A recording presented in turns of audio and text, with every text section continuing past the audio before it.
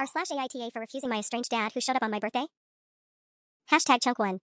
The moment I saw him standing in the doorway of the restaurant, my entire body went cold. I was mid-laugh with Sarah, my business partner of 3 years, when my eyes caught on a face I hadn't seen in person since I was 12 years old. Older now, grayer, but unmistakably him.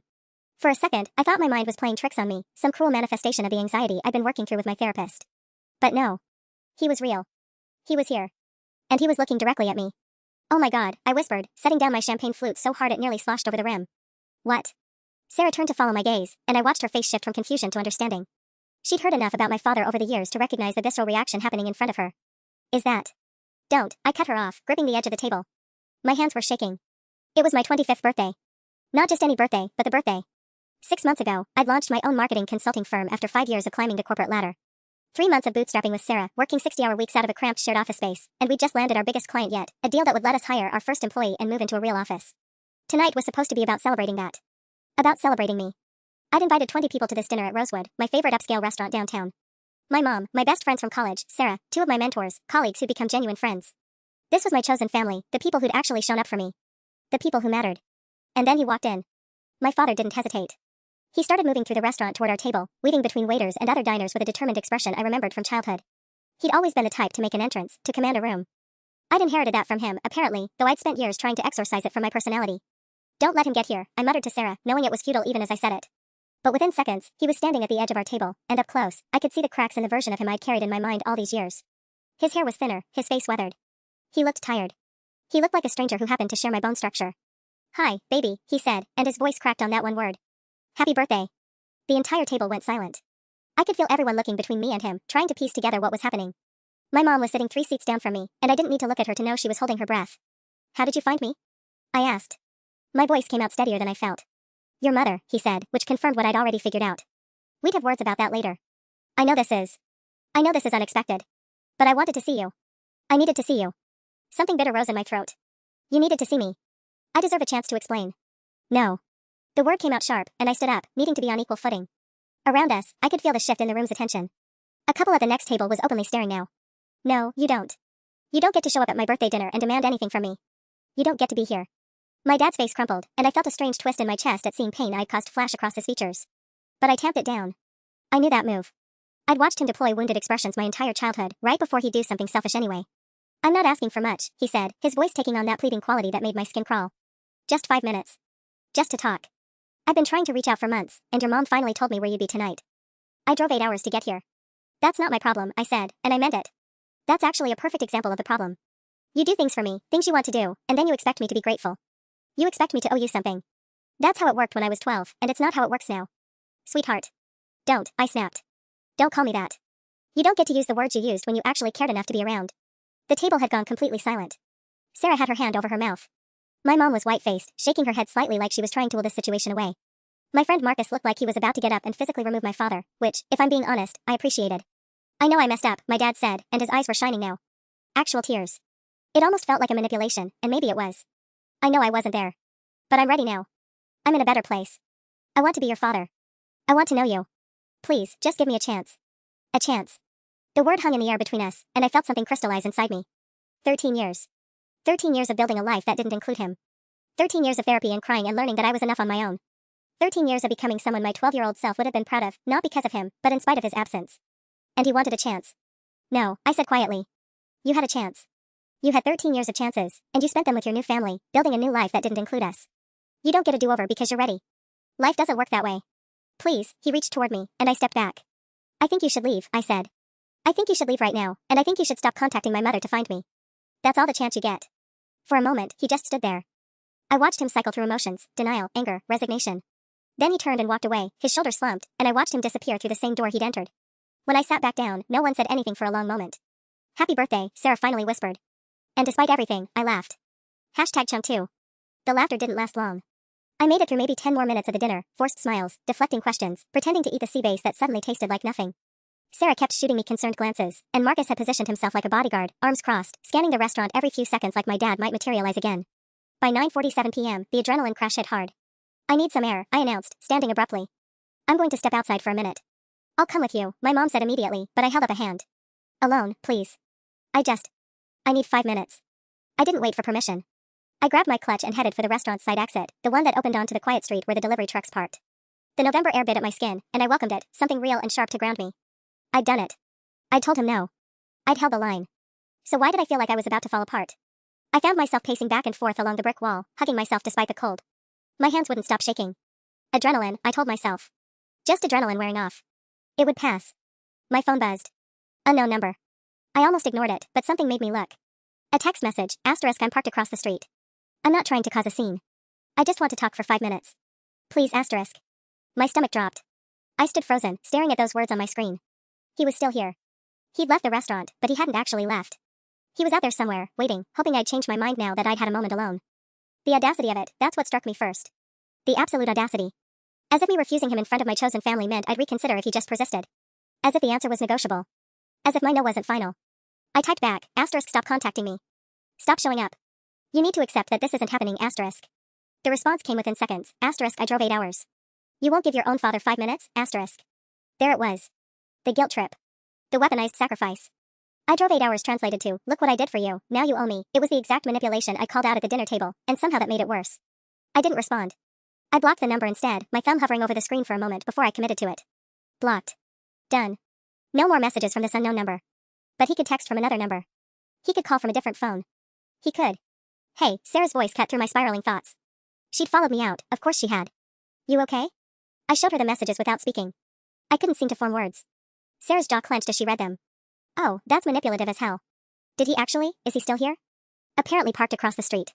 Absolutely not. Sarah was already pulling out her own phone. That's harassment. That's showing up at your workplace after being explicitly told to leave. It's my father, I said, and my voice sounded hollow even to my own ears. I can't exactly call the cops on my father. Why not? Sarah's eyes flashed with anger. He's not respecting your boundaries. That's exactly what the cops are for. I wanted to believe she was right. I wanted to be the kind of person who could just call the police on a family member without feeling like I was overreacting, like I was being dramatic, like somehow I'd be the asshole in that scenario. Let's go back inside, I said, though the thought of sitting at that table, pretending to celebrate while my father sat in a parked car across the street like some kind of emotional hostage taker, made me want to scream. We went back in. The table's energy had shifted into something tense and protective. When my mom saw us, her face went anxious. What's wrong? Did something? He's still outside, I said flatly. In his car. Waiting. My mom's face went through several complicated emotions in quick succession. Oh, honey. He's hurting. He's trying. Mom. I cut her off, and I heard the steel in my own voice. He's guilt-tripping me via text. He's sitting in his car across the street like we're in some kind of romantic movie and not a situation where he's actively ignoring my stated boundary. This is not okay. And the fact that you gave him my location. I didn't think he'd show up like this, she said, her voice small. He called and he said he was sorry, that he wanted to make things right, that he'd been in therapy and that's his work to do, I said, and I could hear myself getting louder. Not my work. Not your work. His. And it is absolutely not your work to facilitate it by giving out my personal information. I was just trying to help. I know. And I did know. That was the thing that made this so complicated. My mom had been doing what she thought was best, what she'd been socialized to do, facilitate reconciliation, be the bridge, keep the family together. But there was no family to keep together. There was just me, my mom, and the ghost of a man we'd both had to learn to live without. I'm sorry, my mom said, and she meant it. I could see it all over her face. I'm so sorry. I should have asked you first. I softened slightly, the anger draining out of me as quickly as it had arrived. I know. I'm not mad at you. I'm done. With all of this. With him. Marcus leaned forward. You want me to call the police? Report him for loitering or harassment or something? And tell them what? I asked bitterly. That my father is sitting in his car? That's not illegal. He can sit in his car all night if he wants to. Then what do you want to do? Sarah asked quietly. I looked around the table at these people, my real family, the ones who'd showed up for me not out of obligation but out of choice. And I realized what needed to happen.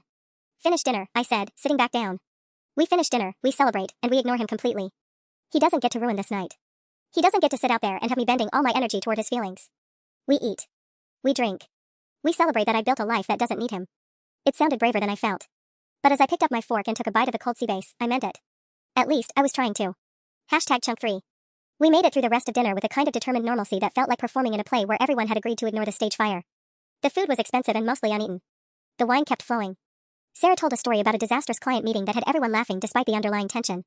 Marcus proposed a toast to my promotion, and I watched my mom force a smile that didn't quite reach her eyes. But I couldn't stop being aware of him. Out there. Waiting.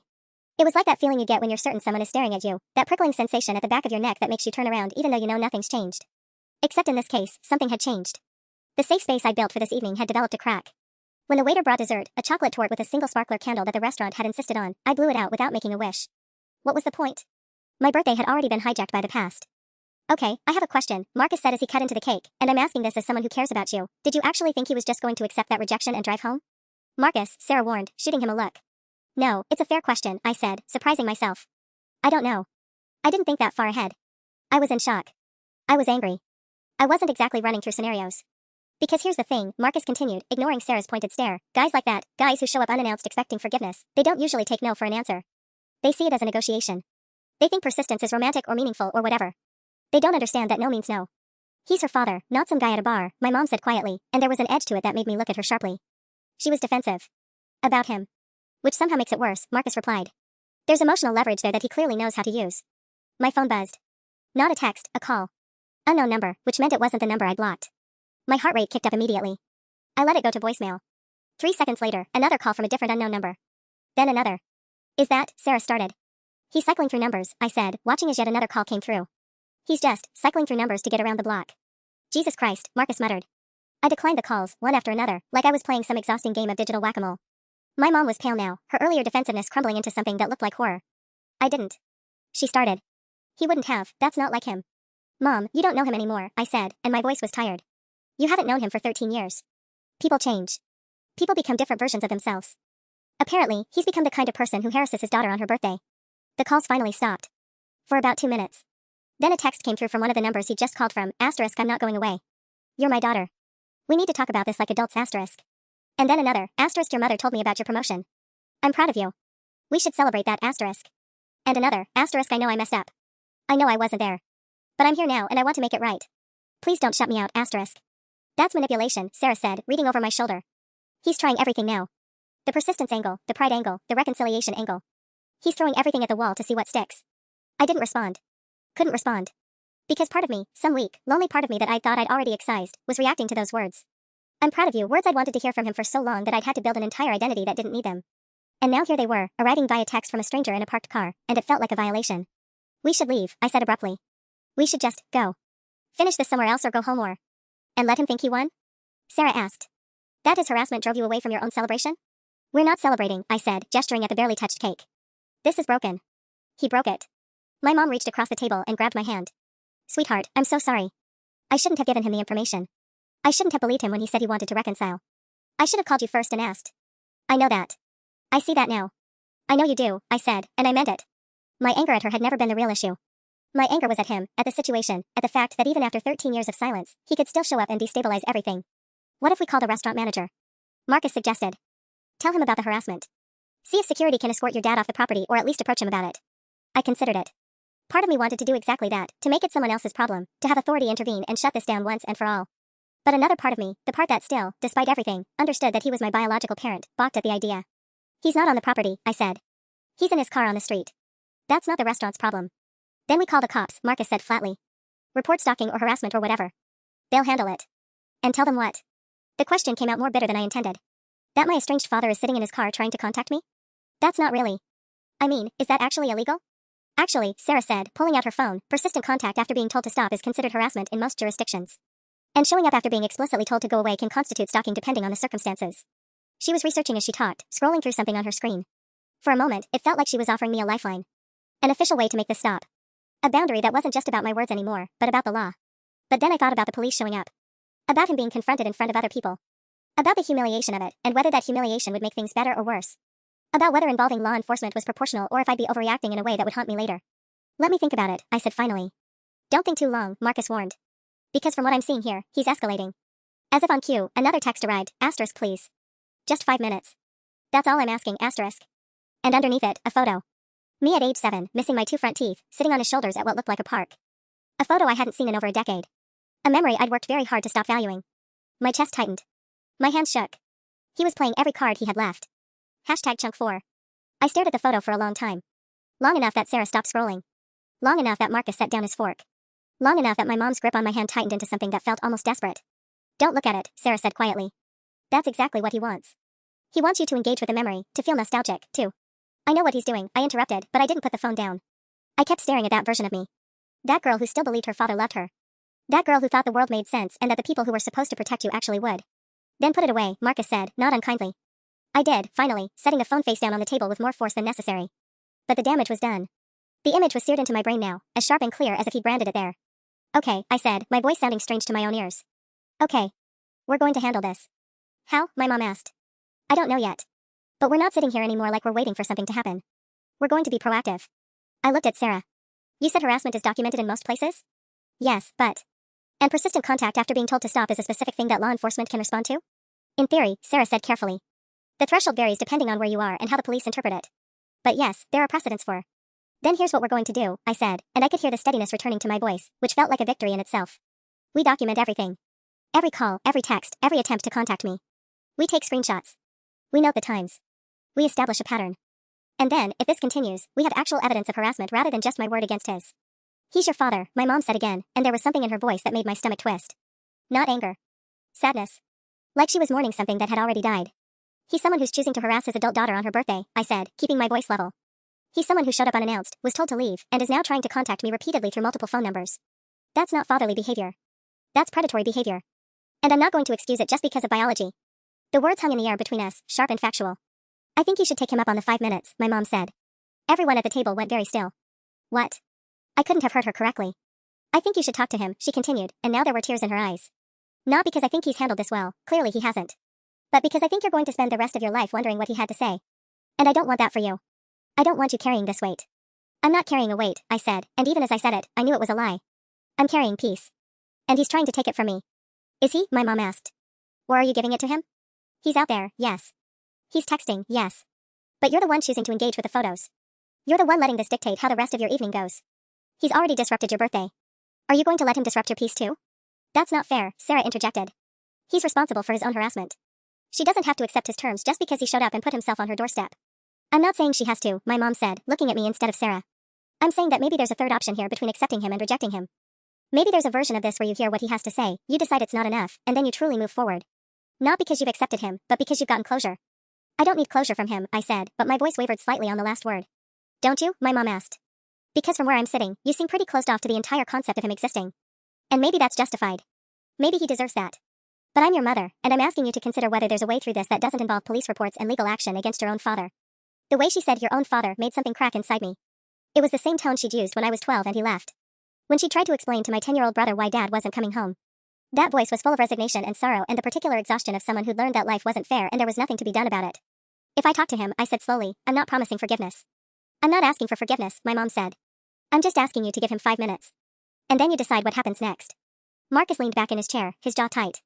I think this is a mistake. It probably is, I agreed. But it's my mistake to make. I picked up my phone. I unblocked the number he'd originally called from. I typed, *5 minutes. Not at the restaurant.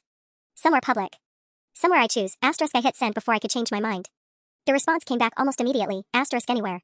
I'll be waiting, *. There's a coffee shop 2 blocks from here, Sarah said, pulling up her phone. She wasn't happy, but she was helping anyway. Open until midnight.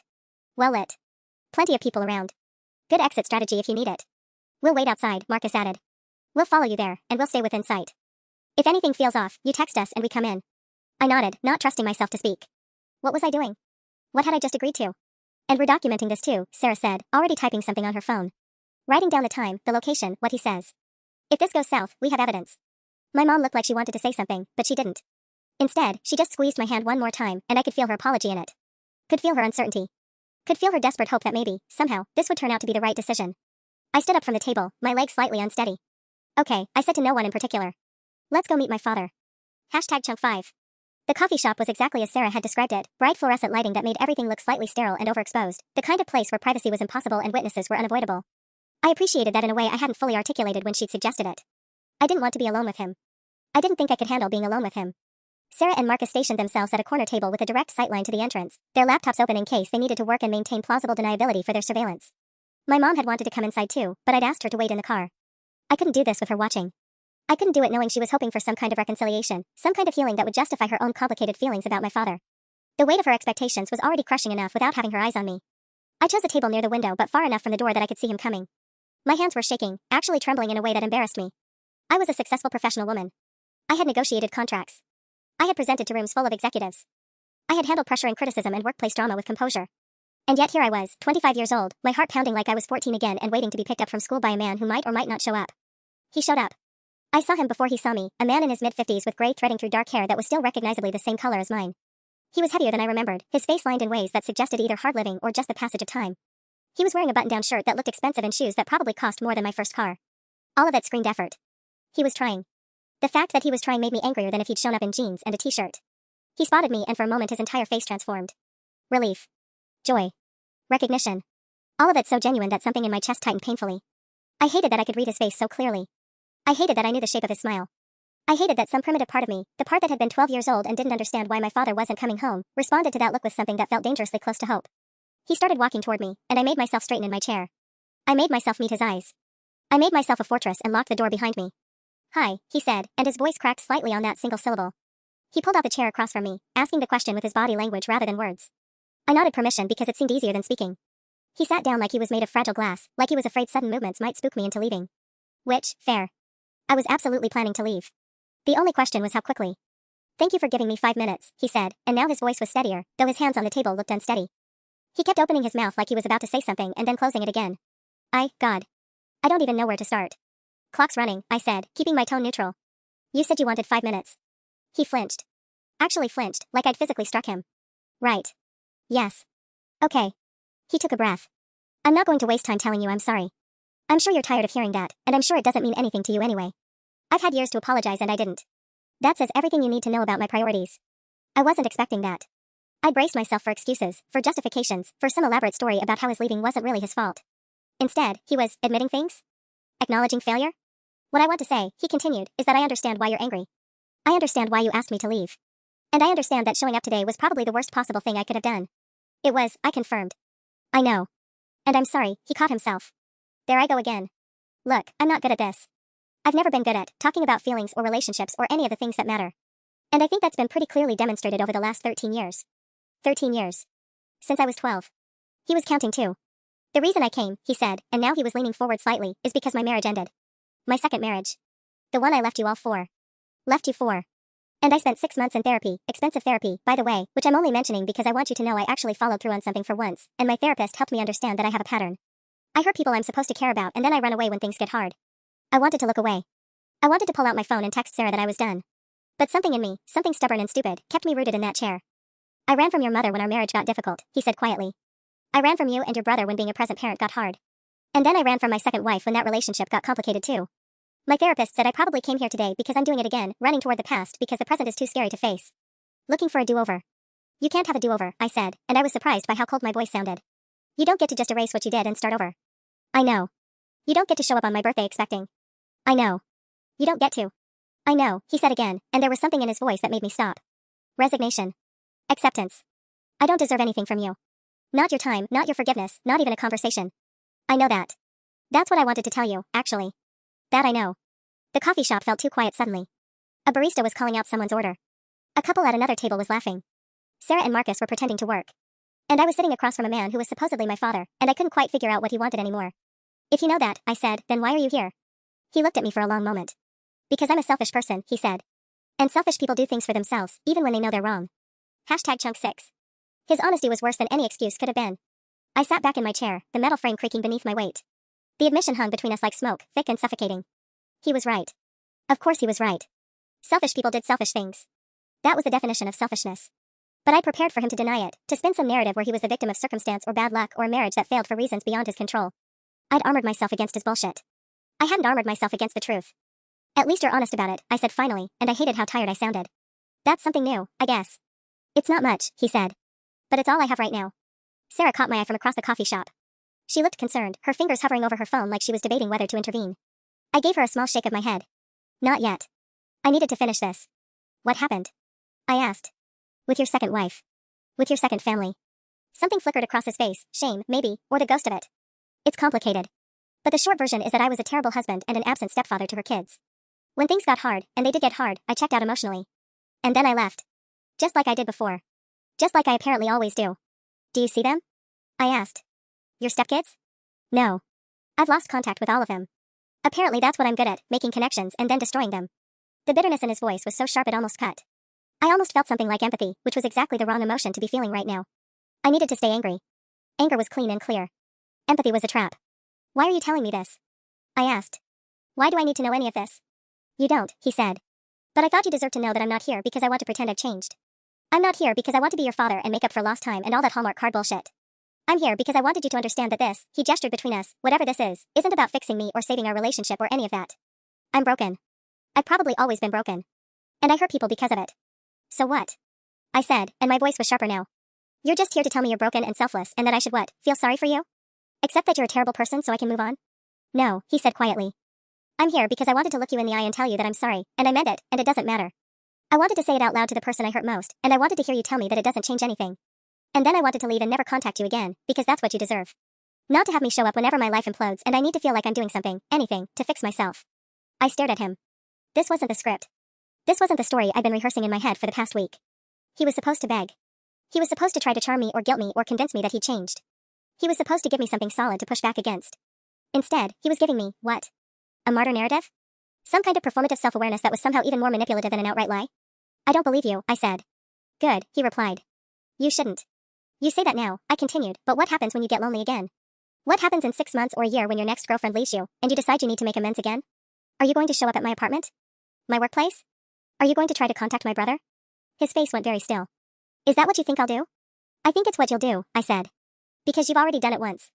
You've already shown up uninvited on the most important day of my year. You've already proven that your needs matter more to you than my boundaries. You're right, he said, and the resignation in his voice was almost worse than anger would have been. You're absolutely right, and I can't promise you I won't do it again. I can't promise anything, actually, because I have a track record of breaking promises. Then why should I give you anything? I asked. Why should I sit here and listen to you at all? You shouldn't, he said.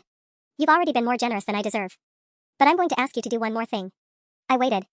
I'm going to ask you to tell me to leave. I'm going to ask you to tell me, out loud, not just in your head, that you don't want me in your life. And then I want you to tell your mother and your brother and anyone else who might matter that if I ever contact you again, you're going to cut me off completely. No second chances. No explanations needed. Just gone. It was such a perfectly constructed request that I almost laughed. He was giving me permission. He was making it easy for me. He was framing my anger as the reasonable response and his absence as the kindness I deserved. It was manipulation dressed up as accountability, and the worst part was that I wasn't even sure he knew he was doing it. I'm not going to do that, I said. He looked confused. What do you mean? I mean, I'm not going to give you the performance you want.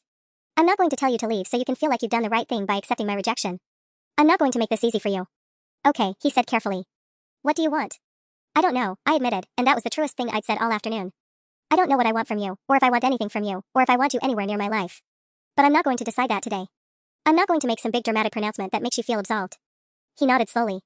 Okay. And if you contact me again, I continued, I'm not making any promises about how I'll respond. I might ignore you.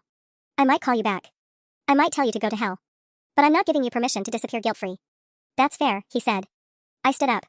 My legs felt steadier now, which surprised me. I need to go. My friends are waiting, and I have a birthday to finish celebrating. He stood too, and for a moment I thought he might try to hug me. I took a step back before he could try. He got the message and dropped his hands. Thank you, he said, for the 5 minutes. I didn't answer. I just turned and walked back to Sarah and Marcus, not looking back at the man who had fathered me and then spent 13 years proving that biology wasn't the same as family. #Chunk7. The rest of my birthday felt like it happened to someone else. I smiled when people made toasts. I laughed at Marcus's terrible jokes about my promotion. I cut the cake and accepted congratulations with the kind of gracious nod you give when you're operating on autopilot. But underneath it all, I was vibrating with something I couldn't quite name. Not relief. Not closure. Something sharper and more complicated than either of those things. Sarah didn't ask questions, which I appreciated. She just kept refilling my wine glass and touching my shoulder whenever I drifted too far into my own head. By the time the party wound down around midnight, I was exhausted in a way that had nothing to do with sleep. When I got home to my apartment, I turned off my phone. Not completely, I kept it on Do Not Disturb, but with exceptions for my mom and Sarah and work emergencies. I couldn't handle anything else. I couldn't handle the possibility of him finding another number, another way in. I couldn't handle whatever questions or commentary might be waiting in my message requests from people who'd seen the confrontation unfold on social media. Because that was the thing nobody really talks about when you have a public emotional breakdown, the aftermath is also public. By Monday morning, my Instagram DMs were flooded. Some people wanted to tell me I was brave. Some wanted to tell me I was cruel. One person wrote a 3-paragraph message about how my father's pain was obviously real and didn't I think forgiveness was more Christian than judgment, which was ironic considering they didn't know my religious beliefs or lack thereof. I deleted the app from my phone. Work was worse, in a way. My boss pulled me aside on Tuesday with a concerned expression, and I could tell from her face that someone had told her about my father. She was trying very hard to be supportive without overstepping, and I found myself reassuring her that I was fine, I was handling it, there was no workplace drama or ongoing situation. All lies, technically, but necessary ones. I'd worked too hard to position myself as a stable, professional one. I wasn't about to let a family crisis change that perception. But the lies were catching up with me. By Wednesday, my mom called. I'd been avoiding her calls, but she was persistent, and I made the mistake of picking up while I was getting coffee. I've been worried sick, she said without preamble. Your brother said you're not answering texts. I'm fine, I said, moving to the side of the cafe so I wasn't in anyone's way. Just busy with work. You're not fine. You had a panic attack in front of your father and 36 of your friends, and now you're ghosting everyone who cares about you. I didn't have a panic attack, I said. And I'm not ghosting anyone. I'm just processing. Processing what? Honey, what happened that day? You told him you never wanted to see him again, and then you left. That's not processing, that's running. That's not fair, I said, but even as I said it, I knew she had a point. Not the whole point, but a point nonetheless. I ran into Linda at the grocery store, my mom continued, and I could hear the careful tone in her voice that meant she was about to say something I wasn't going to like. His wife, well, his ex-wife. The second one. I closed my eyes. Mom. She wanted to know how you were doing. She said your father's been pretty depressed since your birthday. She's worried about him. That's not my problem, I said, but my voice had lost some of its conviction. I know it's not. I'm just telling you what she said. The thing about my mother is that she's not manipulative in the way my father is. She just has this gift for making me feel the weight of other people's pain, even when they don't deserve my concern. She did it when my father left too, reminded me that he was probably suffering, that he was probably struggling, that he probably didn't leave because he didn't love us but because something was broken inside him. I'd spent years in therapy learning how to separate my mother's empathy from my own emotional responsibility. And here she was, undoing all of it in one casual conversation at the grocery store. Did she say anything else? I asked, hating myself for asking. She said he's been looking for a therapist. She said he told her that seeing you was the hardest and most important thing he's ever done, and that he meant what he said about not contacting you again. People say a lot of things, I said. They do, my mother agreed. But Linda seemed to think he meant it. I wanted to ask how my mother knew Linda well enough to have a proper conversation with her at the grocery store, but I was afraid I already knew the answer. My mom had always been the kind of person who kept connections alive, who maintained relationships with people even after circumstances had changed. She'd probably stayed in touch with Linda when my father married her. She'd probably mourned that relationship too when it ended. The realization hit me like a punch. My father's second divorce wasn't just his failure. It was another loss for everyone who'd tried to care about him. My mom had lost a stepdaughter-in-law. My brother had lost whatever tenuous connection he'd maintained. And my father had lost proof that he could change, that he could be better, that love was worth fighting for. None of that was my fault. None of that was my responsibility. But somewhere in my chest, something was shifting. I have to go, I told my mom. I have a meeting. Okay, she said, and I could hear the resignation in her voice. But honey? Whatever you decide about him, make sure you're deciding it for you. Not for him. Not for me. For you. I hung up and sat in my car for 20 minutes before I had the wherewithal to drive home. That night, I did something I'd been avoiding. I Googled his name. Not obsessively, just one search, one basic check. His Facebook profile was still set to private, but his LinkedIn was public. Updated recently, actually. He changed jobs. Was now working at a community college as a peer counselor, according to his bio. Must have been recent, like, very recent. The thought of my father becoming a counselor should have been absurd. Laughable. But it wasn't, and that was what scared me most of all. #Chunk8. I stared at that LinkedIn profile for hours. Not consecutively, I'd close it, tell myself it didn't matter, then open it again like I was checking a wound. Peer counselor. The irony was so thick I could choke on it. My father, who'd spent 13 years avoiding any real conversation about the damage he'd caused, was now helping other people process their pain. Either he was a fraud, or something had genuinely shifted inside him. Both possibilities terrified me equally. Thursday morning, I woke up with a decision half formed in my chest. It wasn't the decision I thought I'd make. It wasn't forgiveness, not yet, maybe not ever. But it was something. It was a choice to stop running and start understanding, even if understanding only led me to the conclusion that I needed to cut him off permanently. At least I'd know. I called my therapist and managed to get a same-day appointment. Dr. Reeves had been seeing me since I was 22, watching me build myself brick by brick after years of thinking I was fundamentally broken. She was the one who'd helped me understand that my father's failures weren't a reflection of my worth, that abandonment wasn't a verdict on my lovability. You want to reach out to him, she said. It wasn't a question. I want to understand what I'm refusing, I said. Right now, I'm refusing the idea of him. The version I built in my head 13 years ago. But he said something at my birthday, that he was ready to be a real father now. And I need to know if that's the delusional hope of a man trying to absolve his guilt, or if he actually means it. And more than that, I need to know what my answer would be if he did mean it. And if he does mean it? Dr. Reeves asked.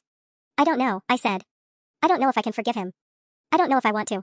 But I know I can't keep operating from a place of complete rejection without at least trying to understand what I'm rejecting. That's a very different place than where you were on your birthday, she observed. I know. But I also think I was allowed to be that angry on my birthday. I think I'm allowed to be angry now. I just don't think I can live in that anger forever without it consuming me. We spent the rest of the session talking through what reaching out might look like. Not a lunch. Not a meeting in person. But maybe, a conversation. Structured. Boundaried. With a clear understanding that one conversation didn't obligate me to anything. That evening, I found the number my mother had given me months ago, months. I'd kept it, and I sent a text, * we need to talk. Not now. Not in person. But I'm willing to have a conversation. If you're serious about what you said on my birthday, you'll wait for me to be ready, and you'll answer my questions honestly. No pressure. No guilt. Just honesty *. I hit send before I could overthink it, then turned my phone to silent and didn't look at it for an hour. When I did, there was a response, * whenever you're ready. And yes, honesty. That's all I can offer *. No exclamation points. No thank you, no I'm so grateful, no performance of emotion. Just acceptance. I waited another week. It was a deliberate wait, a way of reasserting control, of making clear that this was on my terms. During that week, I told Sarah what I was planning. She didn't try to talk me out of it or warn me or protect me. She just said, okay. When you're ready to talk about how it goes, I'm here. That was the difference between Sarah and everyone else. She understood that support sometimes meant just showing up, without an agenda. The conversation happened on a Sunday afternoon, over video call, which felt appropriately distant and safe. I'd set a timer for 30 minutes. I'd written down my questions. He looked older. That was the first thing I noticed. Not just older, worn down. Like the kind of tired that sleep doesn't fix. Hello, he said, and his voice was careful in a way I'd never heard before. Not the booming confidence I remembered, not the desperate pleading of my birthday. Just, careful. Hi, I said. I have questions. I want you to answer them completely and honestly. If you lie to me, I'm done. If you try to manipulate me, I'm done. If you try to make me feel guilty, I'm done. Do you understand? I understand. The questions came out in order. Why did he leave? What was he doing for the past 13 years? Why now? What did he want from me? What did he understand about the impact of his absence? He answered them. Some answers took a long time. Some made me angry all over again. When I asked why he left, he talked about a dissatisfaction with himself that he'd misdirected onto his family. He talked about infidelity as an escape, as proof that someone else wanted him even if he'd convinced himself his family didn't. It was pathetic and selfish and honest. When I asked what he was doing now, he talked about therapy starting 3 years ago. About recognizing patterns of avoidance. About his second marriage failing because he brought the same broken version of himself to a new relationship. About rock bottom. When I asked what he wanted from me, he paused for a long time. Honestly? I don't know if I deserve to want anything. But if I'm being truthful, I want to know you. I want to understand the person you've become. And I'm not sure I'm entitled to that, and I'm definitely not sure you should want that. But I wanted you to hear the truth instead of me pretending it's something smaller. I might not forgive you, I said. I might never get there. I know. And I might never want a relationship with you. Real or otherwise. I know, he said again. But I'm going to keep trying to be the person worth forgiving, just in case you ever decide you want to forgive me. Not for you. For me. Because I need to stop being the kind of man who abandons people. By the time the 30 minutes were up, I wasn't crying, but I wasn't angry either. I was something newer and stranger. I was willing to see him as a person instead of a villain. And I was willing to admit that maybe, just maybe, people could change. I'll call you next week, I told him. If I decide I want to talk again. That's more than I deserve, he said. Thank you. After I hung up, I sat with the complicated truth. Forgiveness wasn't a destination I'd reached. But it was a door I was willing to open, one controlled step at a time. And that, I realized, was enough.